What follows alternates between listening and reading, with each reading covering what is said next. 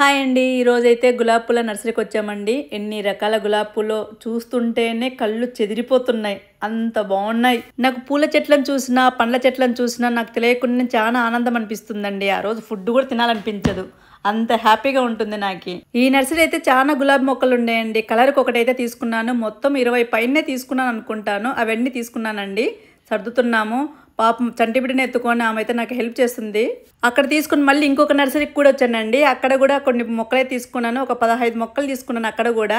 ఇక్కడ మాత్రం దొరికిందండి నాటి గులాబీ నాకి. అవి కూడా 2 మొక్కలు తెచ్చేసుకున్నాను. మీరేమన్నా అనుకోండి, నాకు మాత్రం మంచి ఆనందాన్ని ఇచ్చేది ఇలాంటి మొక్కలు, పండ్లు, చెట్లు, ప్రకృతి, అలాగే దేవుని పూజలండి. చాలా సంతోషం ఇస్తుంది. తను టీచర్ అండి, మన సబ్స్క్రైబరు. నా కోసం ఒక మంచి మొక్కనిచ్చింది, మందారం మొక్కను. తన గిఫ్ట్గా నా దగ్గర పెట్టుకోమనింది. సో నాకైతే చాలా బాగా నచ్చింది ఆ మందారం మొక్క కూడా. Thank you madam.